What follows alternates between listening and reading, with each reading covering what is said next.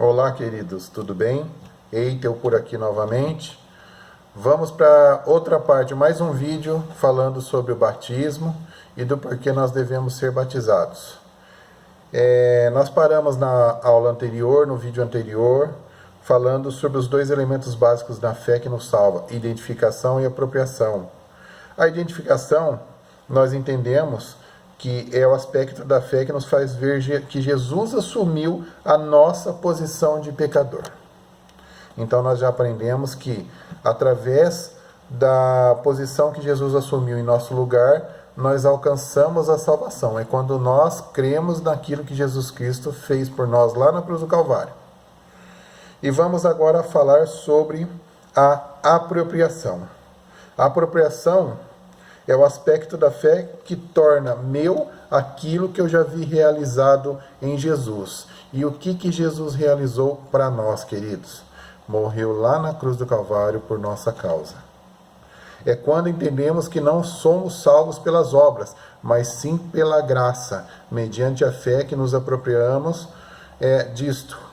Paulo escreveu a Timóteo e lhe disse: toma posse da vida eterna. Então, queridos, quando nós identificamos o que Cristo fez por nós lá na cruz do Calvário, e quando nós entendemos que Jesus Cristo morreu por mim lá, eu tenho que entender e tenho que crer que eu estou tomando posse através da minha fé, que Jesus Cristo morreu lá na cruz do Calvário por minha causa, eu sendo pecador, o justo pelo injusto. Então vamos lá. O batismo é o nosso testemunho da identificação com Cristo. Ele revela não apenas que eu tenho fé, mas que tipo de fé que eu tenho. Então, que tipo de fé que nós temos? É a fé que identifica que Cristo assumiu o nosso lugar. É aquela fé que nós entendemos, é aquela fé racional que nós falamos. Que nós compreendemos o que Jesus Cristo fez por mim e por você lá na cruz do Calvário. E é aquela fé que nos torna apropriadores. Nós nos apropriamos daquilo que Jesus Cristo fez lá na cruz. Eu me aproprio, você se apropria daquilo que Jesus fez lá na cruz. O que é? Ele morreu e pagou por nós os nossos pecados. Pela graça. É o favor imerecido que nós já tínhamos falado outra vez.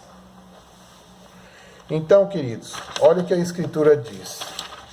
Lá em Romanos capítulo 6, versículos 3 e 4. Ou porventura, ignorais que todos os que fomos batizados em Cristo Jesus, fomos batizados na sua morte? Fomos, pois, sepultados com ele na morte pelo batismo, para que, como Cristo fosse ressuscitado dentre os mortos para a glória do Pai, assim também andemos nós em novidade de vida. Ou seja, quando imergimos alguém na água, estamos simbolicamente declarando que esta pessoa foi sepultada com Jesus. E ao levantarmos essa pessoa das águas, estamos reconhecendo que ela já ressuscitou com Cristo para viver uma nova vida, uma vida espiritual. Portanto, o batismo é onde reconhecemos que tipo de fé temos. Uma fé que se identifica com Cristo e sua obra realizada na cruz. Aí partimos para outro tópico. Quem pode se batizar? Para quem é o batismo? A explicação anterior responde essa indagação. Para todo aquele que se identifica pela fé com o sacrifício de Cristo na cruz. Aí a pergunta para você. Você se identifica? Você crê que Cristo morreu por você lá na cruz do Calvário? Se você crê, se você se identifica na morte de Cristo por sua causa, então você está pronto para ser batizado. Eu costumo falar que somente uma pessoa que pode nos impedir de ser batizados somos nós mesmos. Aí vamos lá. Depois de ter reconhecido por fé a obra de Cristo, quando a pessoa passa a estar apta para o batismo? Quanto tempo ela tem que ter de vida cristã para se batizar? A Bíblia responde com clareza estas questões. Em Atos, capítulo 8, versículos... aqui está 30 a 39 na apostila, eu vou ler do versículo 26, queridos. Lemos acerca do primeiro batismo cristão apresentado em maiores detalhes na Bíblia.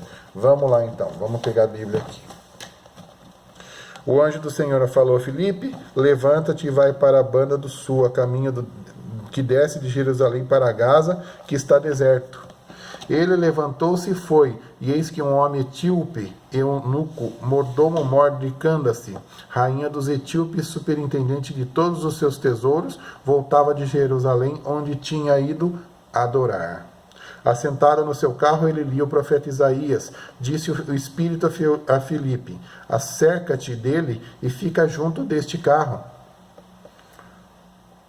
Correndo Filipe, ouviu que o homem lia o profeta Isaías e disse: entendes o que lês? Ele respondeu: como poderei entender se alguém não me ensinar? E rogou a Filipe que subisse e com ele se assentasse. O trecho da escritura que lia era este: foi levado como ovelha para o matadouro, e como um cordeiro mudo diante de seus tosqueadores não abriu a boca. Na sua humilhação foi tirado do seu julgamento. Quem contará a sua geração? Porque sua vida é tirada da terra. O eunuco disse a Filipe: rogo-te que me digas acerca de quem o profeta diz isto, dele mesmo ou de outro? Então Filipe, abrindo a boca, começando por esta mesma escritura, lhe anunciou Jesus. Prosseguindo eles, chegaram a um lugar onde havia água. Então disse o eunuco: eis água, que impede que eu seja batizado? Filipe respondeu-lhe: é lícito, se crês de todo o coração. Disse o eunuco: creio que Jesus Cristo é o Filho de Deus. Ele mandou parar o carro e desceram ambos à água, tanto Filipe como o eunuco, e o Filipe o batizou. Quando saíram da água, o Espírito do Senhor arrebatou Filipe e não ouviu mais o eunuco, e jubiloso prosseguiu sua viagem. Então nós vemos aqui na palavra que o eunuco, ele fala assim: creio que Jesus Cristo é o Filho de Deus. Então nós entendemos que o eunuco, ele se identificou com a morte vicária de Cristo, e ele se apropriou da graça que Cristo nos deu por causa da morte dele lá na cruz do Calvário. É por esse motivo, queridos, que nós, como cristãos, como futuros filhos de Deus, aqueles que ainda não se batizaram, eles precisam ser batizados para poderem participar da família de Cristo. Então a palavra do Senhor fala isso. A Bíblia responde com clareza essas questões.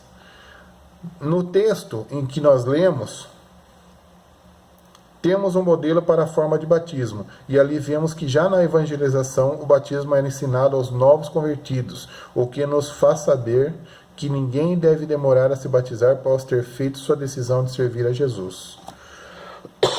Além disso, vemos também qual é o critério para que alguém se batize. Quando o etíope pergunta: eis aqui água, o que impede que eu seja batizado? A resposta de Filipe vem trazendo luz sobre o requisito básico para o batismo. É lícito, se crês de todo o coração. Você crê de todo o coração? Você acredita que Jesus Cristo veio nessa terra por sua causa, por minha causa, por nossa causa, por causa da humanidade, para morrer lá na cruz do Calvário, para nos dar salvação? Então você está pronto. Quando a pessoa foi esclarecida sobre a obra, e não só sobre a pessoa redentora de Jesus Cristo, e crê de todo o coração, sem dúvida acerca disto, ela está pronta para ser batizada. Vamos para o próximo tópico. Quando se batiza o novo convertido? Quando que eu batizo? Não há data estabelecida, somente os critérios que o recém-convertido deve apresentar. No caso de Filipe e o etíope, bem rápido. Como se batiza? Como que é feito o batismo? Como que é feito para você se batizar? A palavra batismos no grego significa imergir, mergulhar, colocar para dentro de. No curso da história, por várias razões, apareceram outras formas de batismo, como aspersão e ablução, banho. Entretanto, como o batismo é uma identificação com Cristo em sua morte e ressurreição, e é exatamente isso que a imersão significa, não praticamos outras formas de batismo. Então, batismo tem que haver imersão. Quando Filipe batizou o etíope, eles pararam em um lugar onde havia água. A Bíblia diz que ambos entraram na água. Atos capítulo 8, versículos 38 e 39. Certamente aquele eunuco viajava abastecido com água potável. Se fosse o caso de praticarem a aspersão, havia água suficiente naquela carruagem para isso. Mas batizar é imergir. Não foi à toa que João Batista se utilizou do Rio Jordão para batizar. Depois mudou o lugar do batismo para Enom, perto de Salim, e razão para isso é descrito pelo apóstolo João em seu evangelho, porque havia ali muitas águas. Não há lugar específico para o batismo. Em nosso templo temos um batistério, mas também batizamos em rios, piscinas e onde houver água suficiente para a imersão. Eu já vi na internet, queridos, soldados americanos sendo batizados dentro daquela escavadeira que está lá fazendo obras dentro de algum local na guerra. Os pastores, os pregadores colocam uma lona, enchem de água e batizam eles ali. Eu, por exemplo, quando eu fui batizado, desci as águas do batismo, eu fui batizado em um rio. Então, cada lugar, não importa o local, importa onde você ser batizado por imersão. Tá bom? Além da água, é necessário alguém que ministre o batismo ao novo convertido, uma vez que não existe autobatismo na igreja. E quem pode batizar? Quem tem autoridade para isso? Só o pastor? Não. A ordenança de Jesus é clara. Ide, portanto, fazei discípulos de todas as nações, batizando-as em nome do Pai, do Filho e do Espírito Santo. Mateus 28, 19. Então, eu posso batizar você. O pastor batiza você. Aquele investido de alguma autoridade, ou até aquele que falou de Jesus para você. Se naquele momento não tem um pastor, não tem um evangelista, não tem ninguém, mas tem aquela pessoa que falou de Jesus para você, e você decide aceitar Jesus como Senhor e Salvador, e quer ser batizado, você pode. Não existe, a única coisa que não existe é autobatismo. Ah, eu me batizo. Não existe isso, queridos. Tá bom? Vamos lá. Paulo disse aos coríntios que não havia batizado quase ninguém entre eles. Entendemos que mesmo se tratando de seus filhos na fé, ele provavelmente tenha passado essa tarefa a outros cooperadores que não eram pastores. Em nossa igreja, os pastores conduzem o batismo por uma questão de ordem, mas não porque só pastores possam batizar.